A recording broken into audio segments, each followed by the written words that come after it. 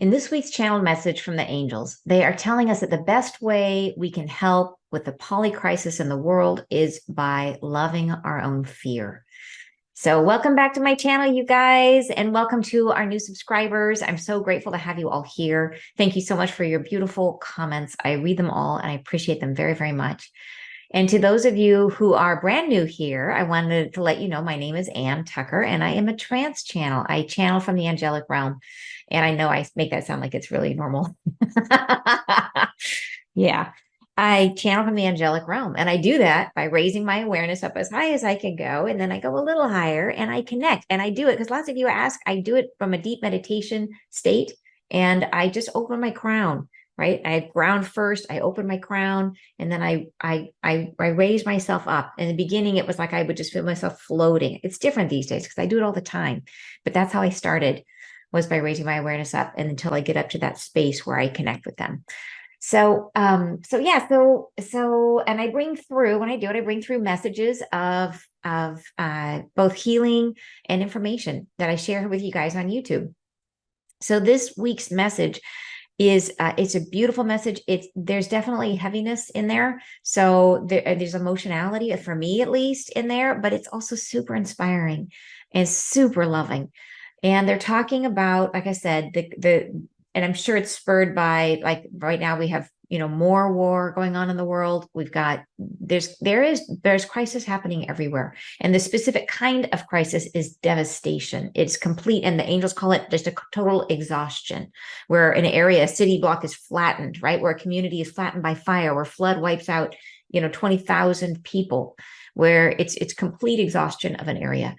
And so that is the energy that we're working through. And it is about healing humanity. And they're telling us in this message what it means for us, why it's happening, and what we can do. So beautiful, beautiful message. So I also wanted to let you guys know that this weekend for Peace Bathing members, that Peace Bathing is Sunday. So don't forget, quick reminder to join us Sunday at 10 a.m. Pacific. So we'll see you Sunday, guys.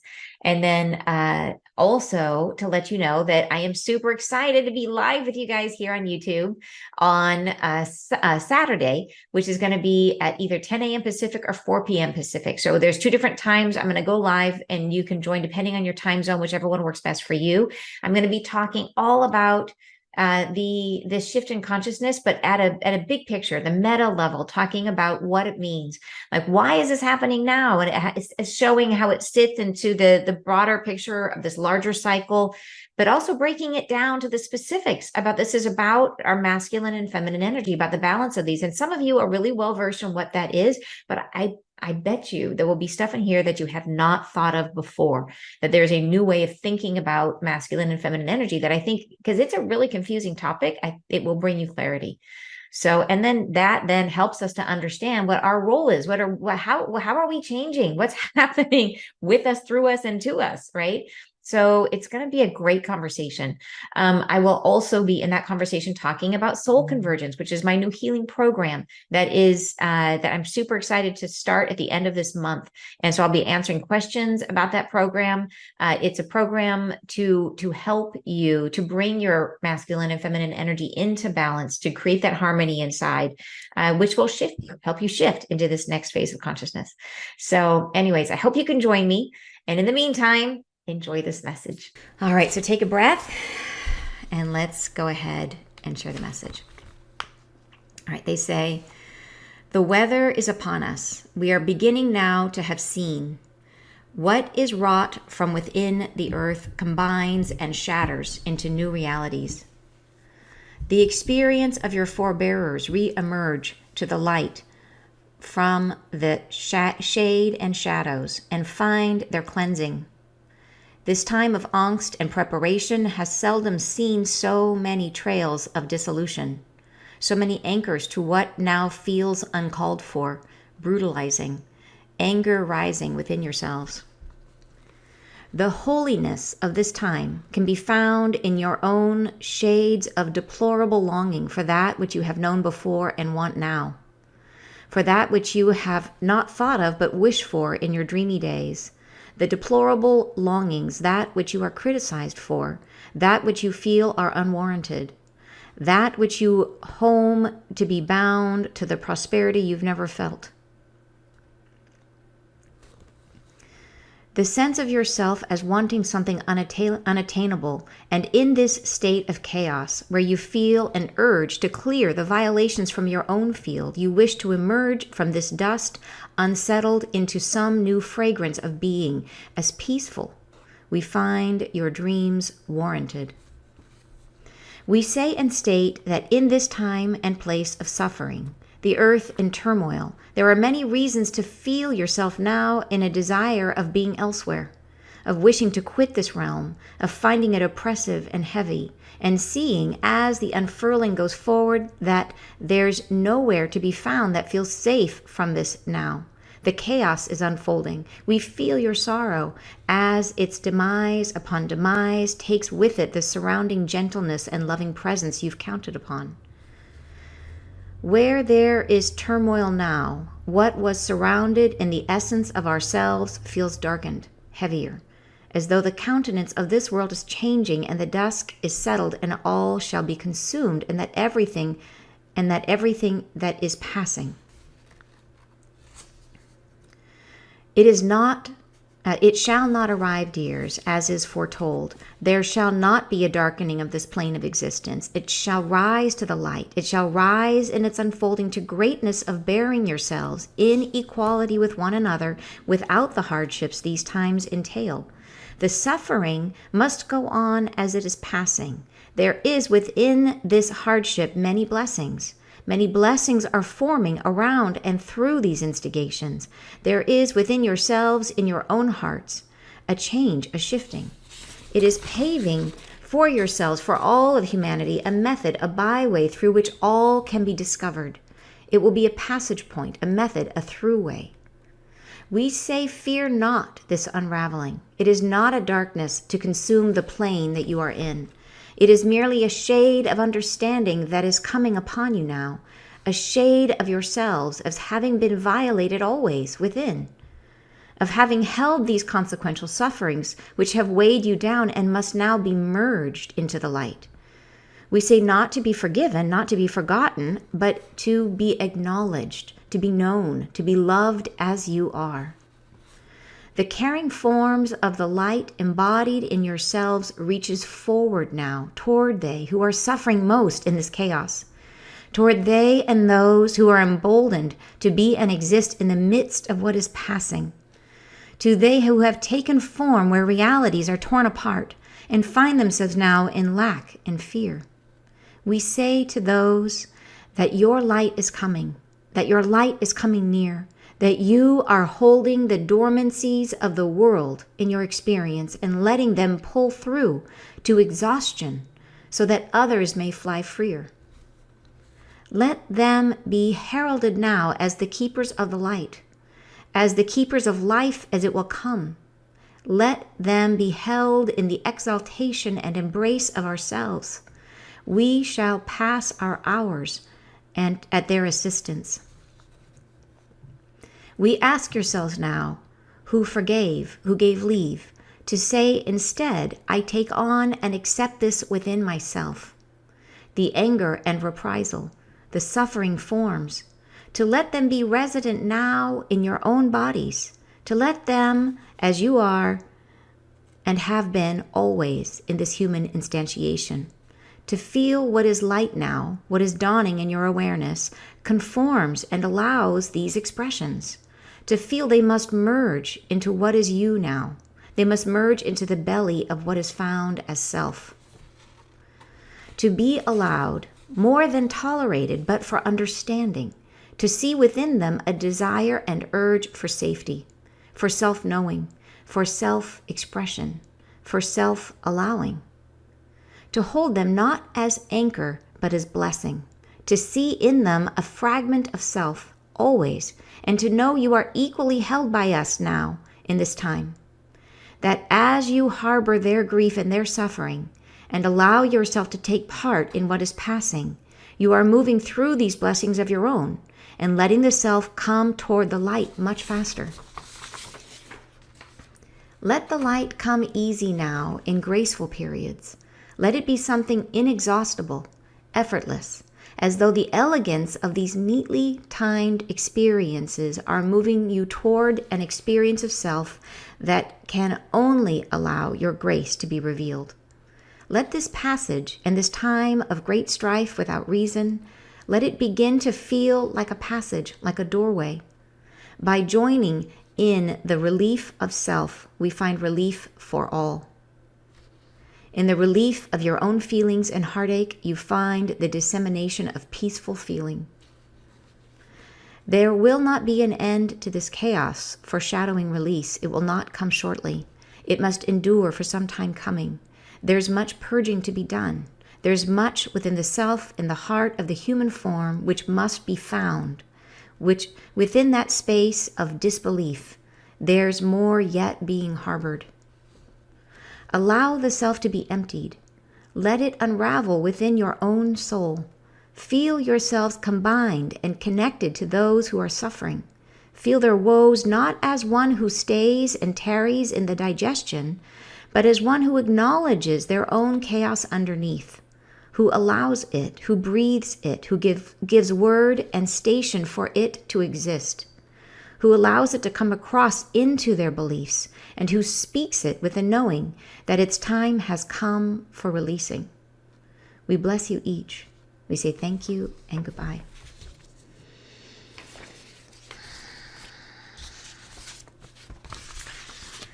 Okay, you guys. Yeah. So, and I know I said at the beginning that I thought this was about war, but I'm realizing as we're going through it that it's about everything. It's the polycrisis. It's all of it. And I think it's everywhere in the world that there is the, massive flooding and massive, fires and now war and everything, right? There's so many places that where people have been completely, their entire lives have dissolved. Like everything that they counted on has been taken from them, right? And that's happening over and over and over and over and over again. And I think in this message, they're telling us that those people who are going through this have stepped into this, that they're meant to be heralded as basically they are coming in and taking this on to help clear all of humanity. And that we can help them by recognizing that what they are clearing, we all have inside all of us. And by that, we have both sides of that equation. We have the fear of all of it. And then we also have the perpetration of all of it, because we've all lived many, many, many times. And we've all played every side of that equation, right? We've been the good guy and the bad guy over and over and over again. And so they're saying this is inside all of us. And so what they're asking us to do, I believe, is to say, hey, your desire for peace, like you don't feel guilty that you wish things were peaceful. Don't feel guilty that you want things to be different. Like recognize and allow yourself to have those feelings. Allow yourself to have the wish, like when you see these things that are out there and you feel like, oh my gosh, like you feel, number one, terrible for them. And then somewhere in there is that feeling of like, I hope that doesn't happen to me. And what does it mean? What would it be like if it happened to me? And they said, don't feel bad about that. Like recognize the fear is there, because it's only by bringing it out into the light and acknowledging it and letting it be part of your experience, just like they are letting it be part of their experience, that they're letting themselves live it in a real way, that's how we clear it. So they're saying that as we go through that process of not saying I should be ashamed for feeling that way, saying, nope, this is part of the human experience. I recognize it's in me. I'm letting it come with me into the light and saying, yeah, this is part of us, and letting it be loved. And so, yeah. Okay. You guys ready? Should we go ahead and break it down? Let's go ahead and look at paragraph by paragraph. They're saying the weather is upon us. I love that, because it's like the storms, and boy, is it, right? They talked before, I think they talked about hail, or no, that was in something else. But the weather, the storm, the chaos. They're saying we are beginning now to have seen. So yeah, to have seen some of the things that are really, really terrible going on, to have seen. So in other words, it's affecting us at this point. We have seen it. It's affecting us. We can't not see it. They're saying what is wrought from within the earth combines and shatters into new realities. And I like that they're saying this, because there's so many times we say, and I say, like, hey, the earth has got all of this chaos from us, And so it's always us, but they're saying, no, this is coming. What is wrought from within the earth herself is clearing. So they're saying this energy is coming up from the earth. It combines and shatters into new realities. The experiences of your forebearers re-emerge into the light from the shade and shadows and find their cleansing. So this is like all of human history, right? All of the energies that need to be cleared, the energies that can no longer stay with this shift in frequency that we're going through. This time of angst and preparation has seldom seen so many trails of dissolution. And so angst is like that unfocused dread, right? And usually it's about like the state of the world. So there's this time of angst and focused dread about the state of the world, which it definitely applies because it's like it's popping up everywhere. So it's kind of like this overwhelming feeling of like, where is it going to happen next? And then they're saying that dissolution, right, has seldom seen so many trails of dissolution, which is that disintegration, decay, right? It's that things falling apart, things exploding, things burning, things flooding. It's destruction, right? So much destruction. And then they say, so many anchors to what now feels uncalled for, brutalizing, anger rising within yourselves. And Carrie saying, I don't understand how experiencing it again can help us. We've been doing this on repeat. What actually clears it this time? Great question, Carrie. And in terms of why do we have to have war and all this stuff again, is because we didn't learn last time. I just say, I laugh because it's like, it's us, right? It's like last time we had war and then all the same power structures stayed in place. And if anything, they got worse, right? They got more entrenched. They got deeper. They used the mechanism of war to build fortunes. So rather than war as a cathartic moment where humanity came to itself and said, this is horrible, let's stop, let's love one another. Instead, they said, great, it's war. I'm going to piggyback on this war and I'm going to make a bunch of money and I'm gonna keep mine and keep them out. And like we went the wrong direction with it. We didn't grow, not in the ways that we're meant to. And so here we are again, right? And then there's other pieces of it. Yeah, we probably grew in a lot of ways, but then there's the layers of the onion thing. Like even, and you guys probably know this on your own healing journey, that you heal something and you think you're totally done with it. And then you get triggered and there's just a shade. Like there's still another shade that comes up in your dream and you're like, okay, there's another piece of it. I got to clear. So we are complex creatures. Humanity is complex. Our consciousness is complex. So I'd say both that. It's that number one, we didn't get what we were supposed to from the past wars, and that even the areas where we grew, there's still more to be understood about ourselves. So Mike is saying, I hope that helps, Carrie. I hope that helps explain or to at least give my explanation to that really totally valid question. And Mike is saying the past is always present, awaiting projection into the light for all to shine in truth of choice. Yeah. And you're saying, Rebecca's saying, the peeling of the onion. I know, right? You're just like, I'm so done with that lesson. And they're like, no, you're not done. Yeah. Okay. Thanks, Carrie. All right. So going on, they say this is really interesting. The holiness of this time can be found in your own shades of deplorable longing for that which you have known before and want now. So, which I believe they're talking about peace here. So it's your deplorable longing for peace. Why is it deplorable to long for peace? Because how can we feel good about longing for peace for ourselves personally? Why can we say, I want to keep me safe? Why is that? Like when we're looking at other people in hardship, it can be hard to feel like, well, my life is good. Like it doesn't feel good, right? You just feel like, it brings up that survivor's guilt thing. So it feels deplorable. So it's almost like by longing for that for ourselves, we create like criticism inside of ourselves. And they say, for that which you have not thought of but wish for in your dreamy days. They're saying, even if you're not trying to go that way, or even if you haven't thought of it, it's somewhere undercurrent in your subconscious. It's there because we all have that subconscious will for survival. So even if you aren't having those thoughts, subconsciously, when you see these kinds of events happening out in the world, there is a part of you that says, I'm afraid. Right? I want peace. I'm fearful for my safety.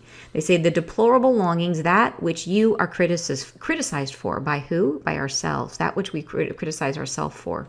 They say that which you feel are unwarranted, as if you shouldn't want it because because you are already living in a pretty, if you're not there, you're here, your life is better. So it's like, I shouldn't feel that way is the vibe of it, right? I shouldn't feel that. That which came home to be bound to the prosperity you've never felt. So the sense of yourself as wanting something unattainable. So that idea that you may feel like, okay, can I ever get to the peace that we want for everybody, right? That it's unattainable. It feels as if it's an illusion, like it's not possible. And in this state of chaos, when you feel an urge to clear the violations from your own field, so when you're trying to feel like you should, like you just want to shake it off, right? And clear yourself and make sure you're okay. They say you wish to emerge from this dust unsettled into some new fragrance of being as peaceful. We find your dreams warranted. They say it's absolutely natural and okay to have those feelings, to have the fear, to feel like the threat is somehow to you too, because we are all connected. So we are feeling their feelings. But also there's that aspect of ourselves, which is human, which it's like if you were pushed to the edge of a cliff and forced to look off of it, you would feel fear, right? When you've ever stood on a high dive and looked over, it's scary and the body has a reaction. And they're saying that you might feel like it's wrong to feel that, but they're saying, no, it's not wrong to feel it, that it's part of the experience that we're having. So they go on to say, we say and state that in this time and place of suffering, the earth in turmoil, there are many reasons to feel yourself now in a desire of being somewhere else, of wishing to quit this realm, of finding it oppressive and heavy, and seeing as the unfurling goes forward that there's nowhere to be found that feels safe from this now. The chaos is unfolding. We feel your sorrow, and its demise upon demise takes with it the surrounding gentleness and loving presence you've counted upon. So, and I think these two are connected. This idea that if we don't acknowledge the fact that we have these feelings and that the feelings are valid and they're a normal part of being human, then it can end up feeling incredibly heavy to be here. It can end up feeling, like they say, like that gentle presence we've counted upon. It's like feeling unseen. We're denying a part of ourselves. And anytime we deny a part of ourselves, we feel unwelcome here, and the world starts to feel super heavy. Whereas if you're supported, right, you can get through just about anything if you're supported. And being supported means being seen and letting your experience be real. So they're saying it's almost like a response, like one shoe and then the next one drops. The first shoe is, I can't have these feelings. And then the next shoe that falls is, it's incredibly heavy to be here right now. All right, the next paragraph, they say, where there is turmoil now, what was surrounded in the essence of ourselves feels darkened, heavier, as though the countenance of this world is changing and the dusk is settled and all shall be consumed and that everything is passing. And they're trying to describe it. They're not saying this is happening. They're trying to describe how we might be feeling right now. There might be feeling like, and there was a time when there was a lot less chaos in the world. And we might feel like, wow, like if you can look back to a time when it felt more peaceful. And they just feel like everything now is being consumed by this poly crisis. They go on to say, it shall not arrive, dears, as foretold. There shall not be a darkening of this plane of existence. So this idea of the end of the earth and the great flood that kills everyone, they're saying that's not what's happening here. They're saying it's not a darkening of this plane. The earth is not ending. Life on earth is not ending. They're saying it shall rise to the light. It shall rise in its unfolding to greatness of bearing yourselves in equality with one another without the hardships these times entail. So this is the promise of this shift in consciousness. Is they're saying, yep, this is true. Like, yes, it feels dark at the moment. It feels heavy at the moment, but you are heading towards something wonderful. And they go on to say, the suffering must go on as it is passing. There is within this hardship many blessings. And this is that idea that we have to go through things. We can't go around them. We have to go through because we have to have the experiences of them. They say many blessings are forming around and through these instigations. There is within yourselves, in your own hearts, a change, a shifting. It is paving for yourselves, for all of humanity, a method, a byway through which all can be discovered. It will be a passage point, a method, a throughway. So they're saying this experience of things being in chaos. And this isn't in a small way, right? These events that are happening are total in their destruction. It's the devastation of various places around the world, right? Where people are living or dying in devastation, right? Fires that lay waste to an entire community, right? Floods that wipe out tens of thousands of people and homes and communities, and now wars. The same thing that you look at the pictures of city blocks just decimated. There's nothing, there's rubble, nothing left, right? And so they're saying that it's almost like this, it's a complete exhaustion of the experience of this. And they'll go through like a list of it. I made a list. I made a list of all the feelings that we're trying to purge. And I don't want to lose my place here, but it's like how to experience, their experience triggers our fears. And it's our fear of loss, of violation, of surprise, of conflict, of death, of violence. And like, think in that, like, where in there is there a trigger for you? Like, which one do you feel like down in your gut, right? That's where we process this, is down in your gut. Where do you feel that turning over? Where it's like, oh gosh, it just, yeah. So it's like they're trying to get us to focus on what it's bringing up in us, right? To not feel guilty about wanting peace for ourselves, but instead draw up, like, look at this as the trigger it is, brought up and acknowledge, like, I have a fear of loss. I have a fear, right? It's I think for me, it's probably that fear of like surprise and conflict are probably the strongest for me. It's like that coming out of nowhere, surprise and bad things, surprise and conflict is probably and violence. Violence I find to be really scary too. Because it's surprising. So I think that's for me what I get triggered most by. So it's like looking at that and saying, okay, I have this. And when I think about it, if I go into that energy, I can feel it. I can feel it turning over. And if I just allow myself to acknowledge it's there and say, yeah, that's a normal part of my experience. They are having this in a much more devastating way. But if I can say this part of me, I can love and bring with me into the light. This isn't something that I have to forgive in myself. I don't have to be perfect. I can have these fears and I can feel like I want to turn away from it. And that's what it makes us do, right? It makes us feel like I don't want to see it. It's too scary, right? Or some of you, we all have, some people are fight, some people are flight. For some people, you want to turn into it, right? And confront it. And those of us who are more of the flight types are more to feel like you don't want to look. And they're saying like to acknowledge your own experience. And it's not, they say here, it's not about forgiving, it's about acknowledging it. It's not, so forgiving it implies that it's wrong. And they're saying it's not wrong.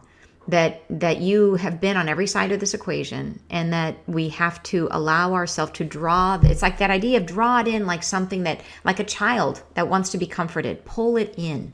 Like you feel those feelings, don't turn away from them, don't try to repress them. Say, there is a feeling that needs love, and draw it in and love it. And that is how we can help to clear and move through this more quickly, move through this whole chaos faster. And you're saying, oh yeah, list them again. Absolutely.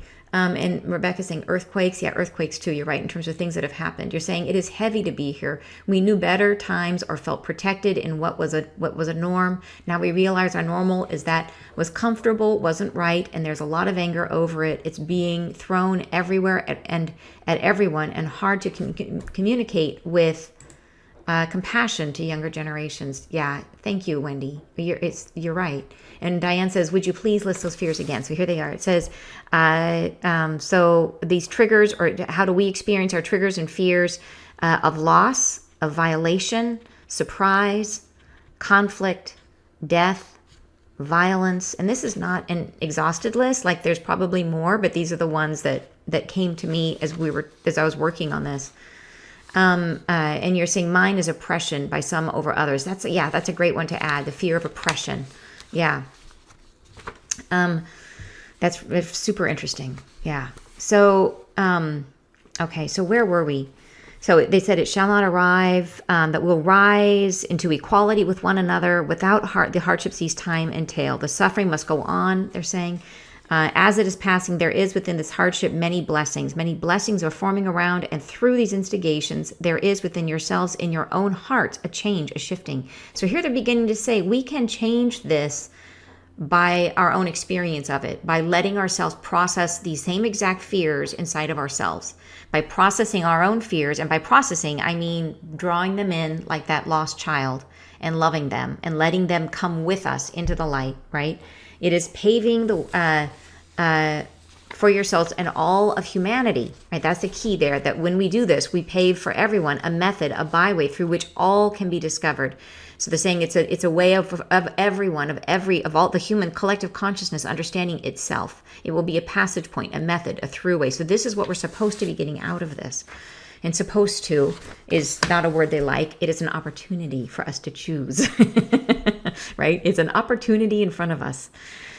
They say, we say, fear not this unraveling. It is not a darkness to consume the plane that you are in. It is merely a shade of understanding that is coming upon you now, a sense of yourselves as having been violated always within, of having held these consequential sufferings, which have weighed you down and must now be merged into the light.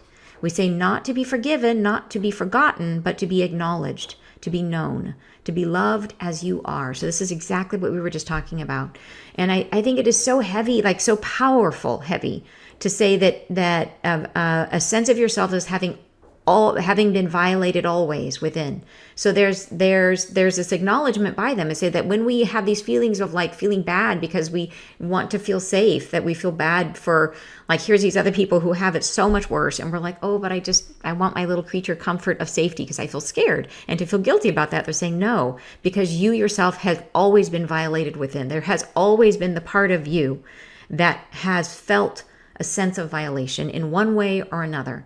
And they said that has to be acknowledged. It is, and I think a lot of us, especially all you light worker types, of which I am one, have a tendency to say, oh, I feel bad. I'm not going to think about how I feel bad. I'm going to go help someone else. I'm going to heal someone. I'm going to help someone. I'm going to send my energy to them, right? Because I feel scared. And so I'm going to turn that around and I'm going to be brave for someone else. And they're saying that actually you will do a lot more service to the world by turning back in and saying, nope, I am the one that needs to be held right now. Like I need to hold myself. It's like that, put your own oxygen mask on first. But by doing so, this is what's unique about this, is doing so is we then help all of humanity by seeing that part that feels violated, however that is. And they say that you have had these consequential sufferings which have weighed you down. And here's the other thing is, why does this have to happen now? Because the wound is there, right? It's always been there. And all this is a release of that wound, a processing in the sense of letting it come up to the surface to be acknowledged. The fear has to be acknowledged. And it has to be merged into the light. We have to bring it with us, right? And it's saying not to be forgiven or forgotten. So it isn't a thing where we can erase it. We have to let it live, right? And by letting it live, it's like anything that if it's there and we're like, I shouldn't feel this way, I'm going to keep it down, then what ends up happening is we create resistance to it. And that resistance is what we struggle with. And if we release the resistance to it and we say, nope, this is part of who I am and I have that fear and it comes up, then all of a sudden the resistance is gone. And that what felt difficult about the experience dissipates and goes away. So what we are labeling as a fear, we could say that is a resistance to an experience. It's a resistance to a state of being. And what we're trying to release is that resistance. So in order to release resistance, we have to allow it to come forward. We have to embrace it, draw it in, treat it as part of ourselves that we love, and bring it with us. And that will get rid of it. So yeah, in the end, we are trying to get rid of it, but not yet. Not till we go through it. We have to go through it. We have to release our resistance to it. So which means accept it. Yeah. And you're saying this is a significant problem with our language and our ability to talk about these things with one another without being judged. I absolutely agree. Yeah, it is. I feel like there's a lot of heaviness around how we should feel when other people are suffering. And that is the part we have to just be good in our own hearts with. I think if it's a thing where you can only admit this to yourself, that's still important. Do it to yourself. Admit it to yourself. Maybe write about it. Write a journal. You just need to express it. It needs to come out of you, to be expressed. And Wendy is saying, this is so heavy. We'll have to listen again with a pad and pen to scribble with this. So much to understand. Such a beautiful message and very helpful. I'm so glad, Wendy. Thank you. And I love that you're going to do that, because that is exactly what I think what's going to help us is to take it internal and let it come out. Like you said, scribble. Just let it come out without feeling like it has to be perfect, right? Just scribble and let it come out. Thank you for that. So, So that is a thing, to be merged into the light, not to be forgotten, not to be forgiven, but to be acknowledged, to be known, to be loved as you are, to be loved just like the best parts of you. It has to be loved. They say the caring forms of the light embodied in yourselves. I love this. I'm going to say it again because I like it so much. It's so nice. I got to say it twice. The caring forms of the light embodied in yourselves reaches forward now toward they who are suffering most in this chaos. So this is the caring forms of the light embodied in yourselves. This is like, imagine that each of us, we all have the light of source, the light of God inside of us. And so imagine that in that light, there is an expression of you that only you have, that is the caring form of your light, right? Your specific light has its own caring form, has your way of expressing that deep, like, I will care for you, the way the angels care for us, right? That you have that light embodied in yourself. And they're saying that caring form of light reaches forward now toward they who are suffering most in this chaos. So beautiful. Toward they and those who are emboldened. Oh my gosh, this is such a heavy part. It almost is going to make me cry, you guys. Toward they and those who are emboldened to be and exist within the midst of what is passing. They who have taken form where realities are torn apart and find themselves now in lack and fear. We say to those, Okay, so they're saying here that it's they and those who are emboldened to be and exist in the midst of this hardship. So it's those people who chose a life to come in and be there where this devastation is happening, right? Who've chosen this for their own expression, and they've done it for an incredibly noble reason, right? And that's the part that just gets me. So they who have taken form, so come into life where realities are torn apart and find themselves now in lack and fear. We say to those that your light is coming near, that you are holding the dormancies of the world in your experience and letting them pull through to exhaustion so that others may fly freer. So in other words, the hardship that they are going through is healing humanity. That they're saying they are pulling through those dormancies, these fears that we hold, these fears that we talked about, that are dormant, that we don't acknowledge, that we don't share, that we don't want to admit. They are pulling them through to exhaustion, through and that's why these experiences are experiences of complete devastation. It's not a thing where it's a fire and then they just can repair the building. It is a complete devastation. And think about how many different ways that this has been happening, right? Where, like I said, city blocks leveled, towns leveled, and it's a complete exhaustion of this experience. And that's important because they say it then allows others to fly freer. And the thing that I love about this paragraph, one of the many things I love about this paragraph, they say that, and they go on to say, let them be heralded now as the keepers of light. As the keepers of life as it will come. Let them be held in the exaltation and embrace of ourselves.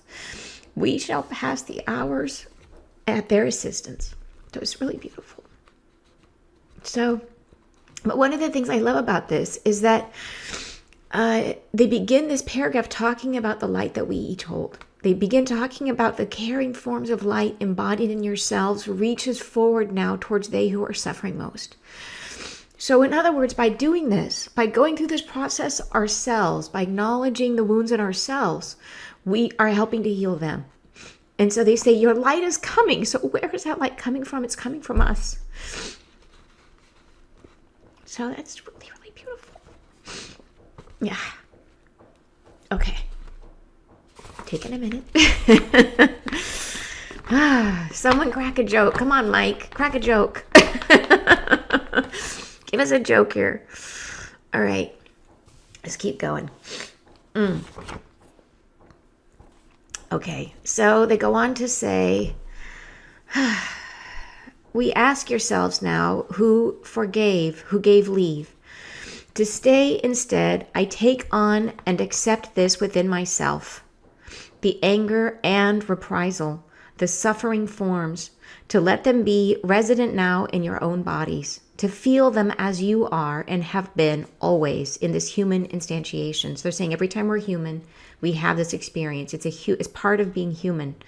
right? It's the anger and reprisal. So it's the like the vengeance that happens in war, right? That part, the anger part, all the different forms of suffering, all of it, right? To let them be resident, to recognize that we have those inside of us, to let them be as you are and have been always in this human instantiation that is just part of being human, right? To feel what is light now, what is dawning in your awareness, conforms and allows these expressions. In other words, your heightened state of consciousness, this new shift that we're making, these higher frequencies that we're holding, that they conform and allow these expressions. That they, in other words, you can raise your frequency and have these feelings at the same time. That this doesn't mean that you're not raising in frequency. It's about acknowledging. So the thing we're trying to release is the resistance. That's what lowers our frequency, the resistance to it. Yeah. They're saying, where is it? They said to feel they must merge into what is you now. They must merge into the belly of what is found as self. And you're saying, where are you? This message is hard to get through. You said poignant. I'm puddling up too. Mira says lovely. Yes. And you're saying, there is, Diane says, it feels like underneath the fear is profound sadness for the plight of the world, and understand that is love. Yes. Thank you, Diane. You are so right. And Carrie says, how will we balance the vast number of different perspectives to fairly co-create a new reality that is loving and compassionate? I believe that comes from our increased empathy, that we will become more telepathic and we will feel each other's feelings. And so, like, I remember my grandparents when I was in my 20s, I was taking a film class and I interviewed them, did a little documentary about their relationship, and asked them they'd been married their whole lives, and asked them what is love? How did they describe love for themselves? And my grandma said that for them, that love was caring about someone else so much that you got outside of yourself, right? That was what defined their relationship, was caring about the other person's interests, what they need, what they need more, and getting outside of your own issues. And I think that is what will help us, that we will get to that level of empathy, of a psychic empathy, a telepathic empathy that people would only normally develop in the deepest love. So I guess that is the deepest love, isn't it? That's what love is.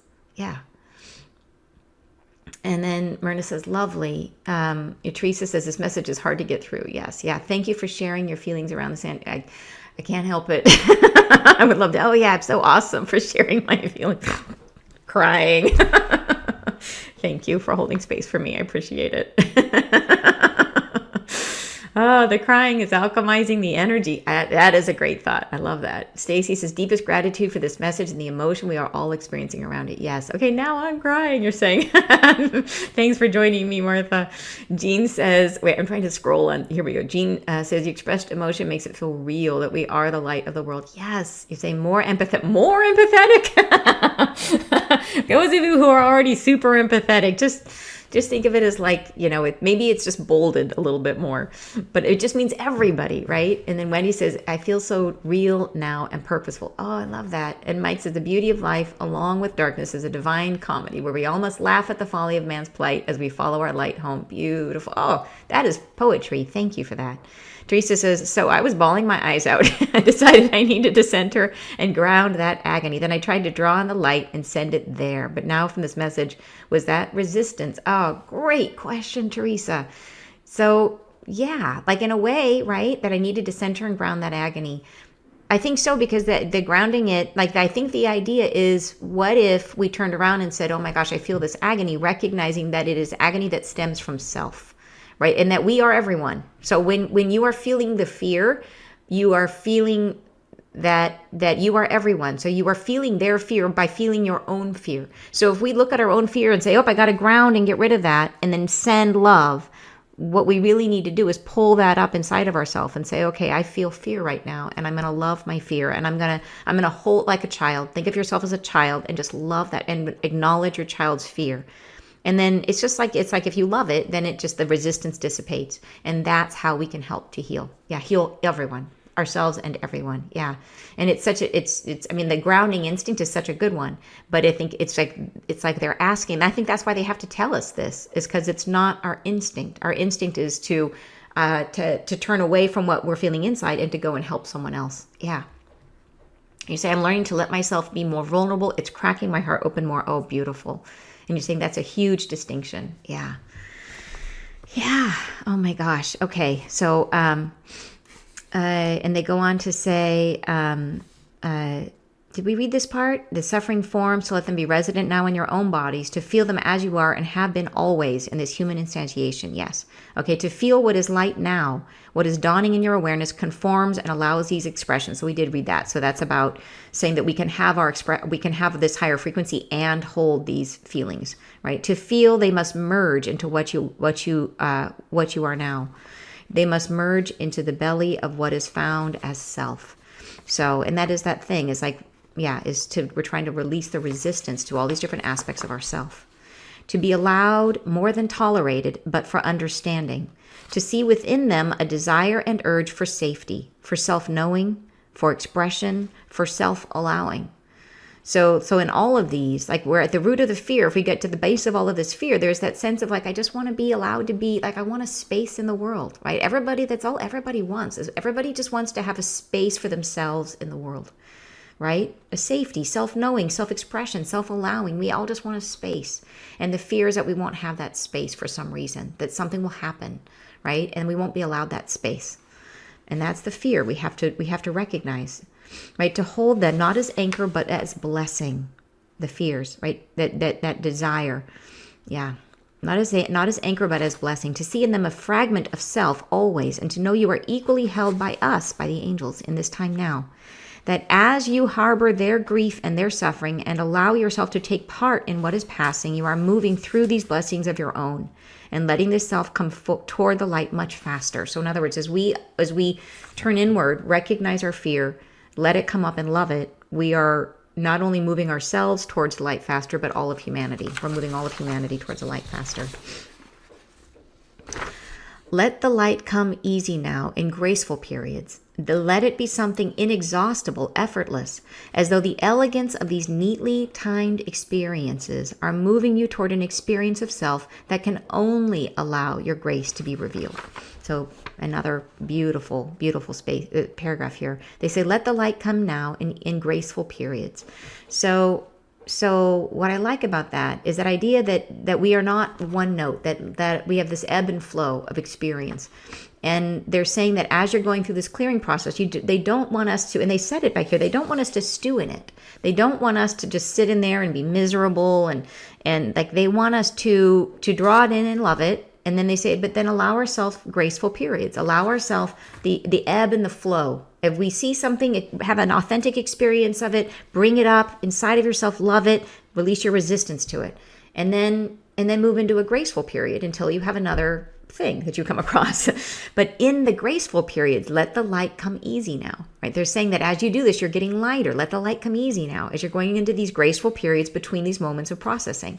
Let it be something inexhaustible, effortless, right? That it just happens so easy, as though the elegance of these neatly timed experiences are moving you toward an experience of self. So in other words, the elegantly timed experiences. What they're trying to say here is that they want you to have the feeling to trust that everything that is happening for our highest and best, as though it's according to a plan that's moving us, just as though this is so predictable, like step by step. Like the metaphor I love, it was Wayne Dyer's metaphor, was that if you were an infant, in like a baby, a fetus in the womb, you don't worry about, am I going to develop a head, right? You're not stressed about that when you're in the womb.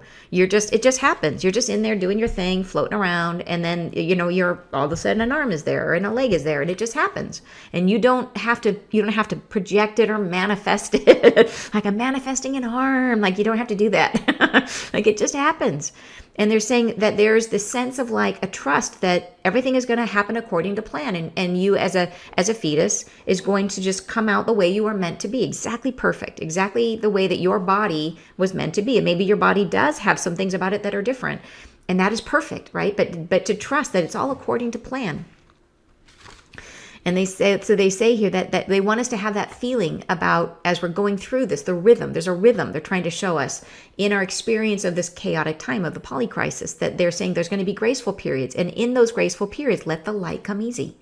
And they say that they want us to have a feeling that there's an elegance to these neatly timed experiences that is just going to keep us in a rhythm of growth, right? That are moving you toward an experience of self that can only allow your grace to be revealed. So it's like this, it's like we're just dancing to this known piece of music that's guiding us through these rhythms of grace and then difficulty, and grace and then difficulty, and helping us shift upward, right? Beautiful. Allowing your grace to be revealed. Let this passage in this time of great strife without reason, I love that. A great strife without reason. It doesn't need to have a reason. They're saying it doesn't have a reason. Let it begin to feel like a passage, like a doorway. By joining in the relief of self, by helping yourself, we find relief for all. In the relief of your own feeling and heartache, you find the dissemination of peaceful feeling. So this is how we share that light of caring that they're talking about. So do this, go through this practice. And we then, that light of caring, it radiates to all of humanity and actually helps the people who are there on the front lines experiencing these great devastations and helping humanity to process, right? To exhaust it was the idea. Beautiful, just beautiful.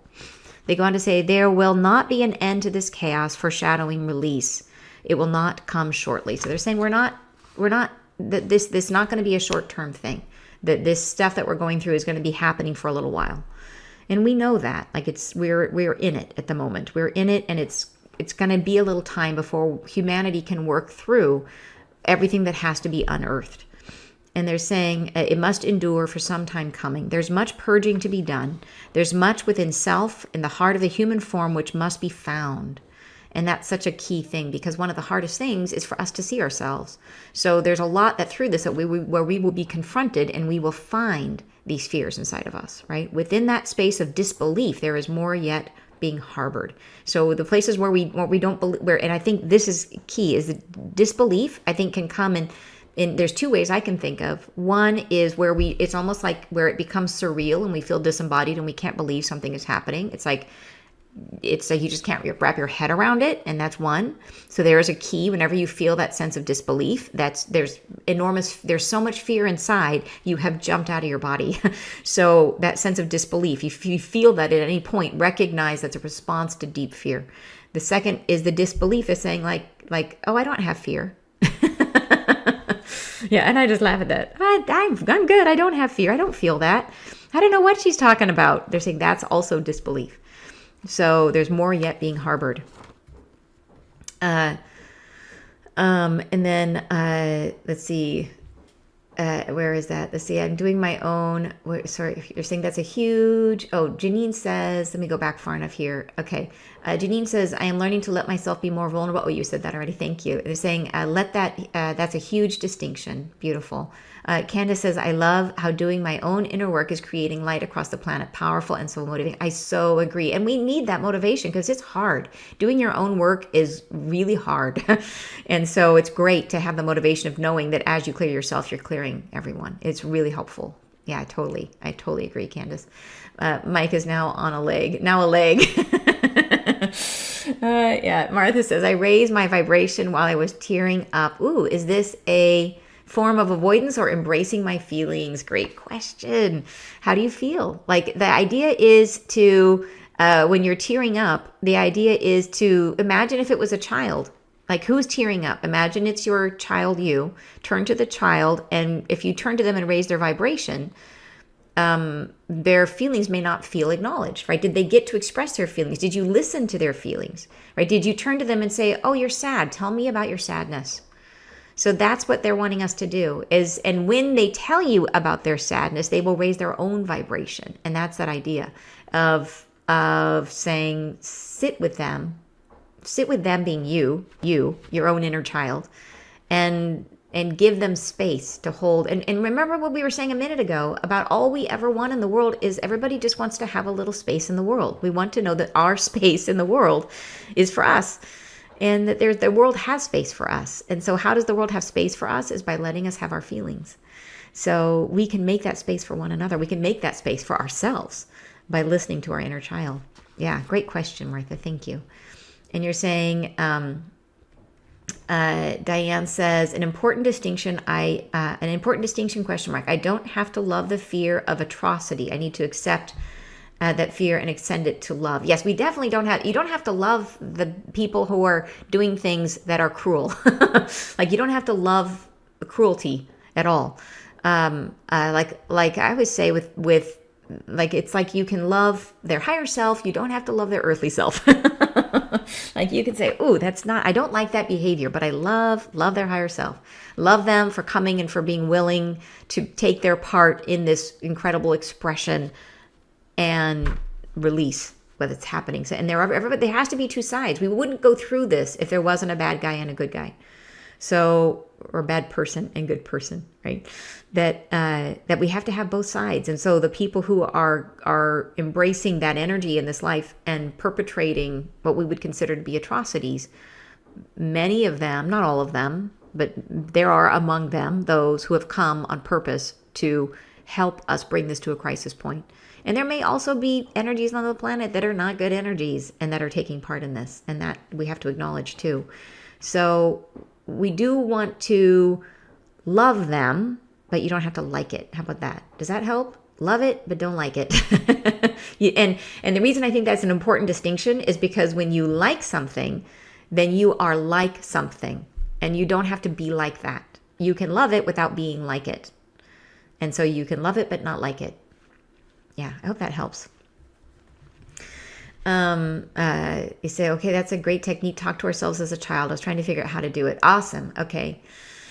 And Martha says, I need to sit with the feelings coming up and embrace and love the feeling. Totally. Yeah, that is awesome. Awesome. All right. I hope that was clear about love it, but don't like it. Does that make sense, you guys? And I think there's some depth to that, because that idea of when you like something, it's like you feel an affinity for it as if it's part of yourself. And so but you can still love it. But if you say, I am not like that, I don't like it, there's a distaste for it. It's like pushing it out of your you-ness, saying, I'm not going to bring that into me. I'm just going to love it over there. And I think that's the answer. Okay. All right. Awesome. Thank you. You say yes. Okay. Where were we? Yeah, they're saying that we're going to be in this for a bit. It's not going to be over super quick. So we're going to have to kind of brace ourselves and just go through this. Don't brace ourselves, but try to flow through it. And they're saying, because we have stuff that has to be found, right? And then in disbelief, there's more yet being harbored. They go on to say, last paragraph, they say, allow the self to be emptied.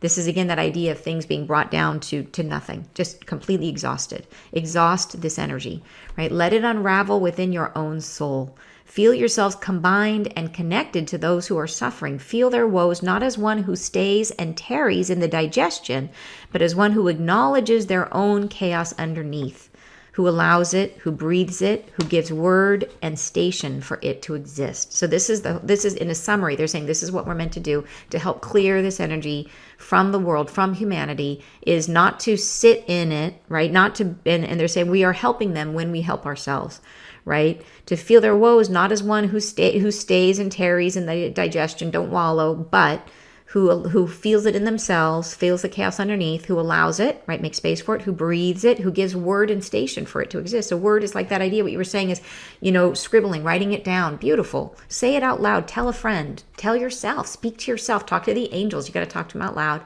They like it when they speak out loud. So say it to them. Say, oh my gosh, this is what I'm feeling. I know this is in me, right? Who allows it to come across into their beliefs. So what is it that we don't own, that we don't want to own? Then bring it into our beliefs and believe that it's part of us. And who speaks it with a knowing that its time has come for releasing. So that is that releasing the resistance. They go on to say, we bless you each. We say thank you and goodbye. Whew.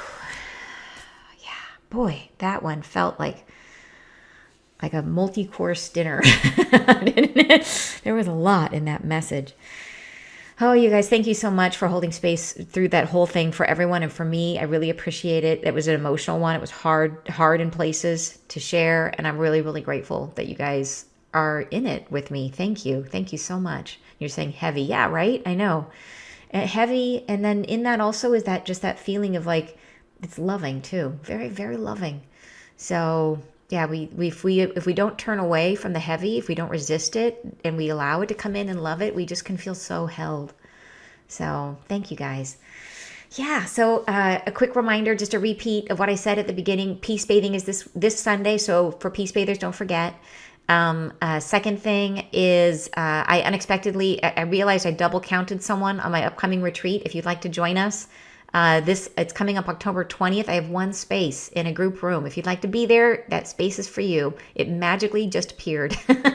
So if you would like to be there, we would love to have you. And it's on my website, Ann Tucker, under events, anntucker.com events. And then last thing is join me live this weekend on YouTube, on my channel. I'm going live to talk about the big picture of the shift in consciousness in a way, and we'll be talking about what is masculine and feminine energy, that even if you are super familiar with those concepts, it will bring it to you in a new, much deeper way that I know will be helpful. So I hope you guys can join me. And I'm going to be talking about Soul Convergence by No Program, answering questions. So I hope you guys can join me. It is on Saturday, this Saturday at 10 a.m. or 4 p.m. So you can come either time, depending on your time zone. All right. Hope you can join me live. And you guys, thanks for being here today. Sending you lots of love, and I will see you next Friday live.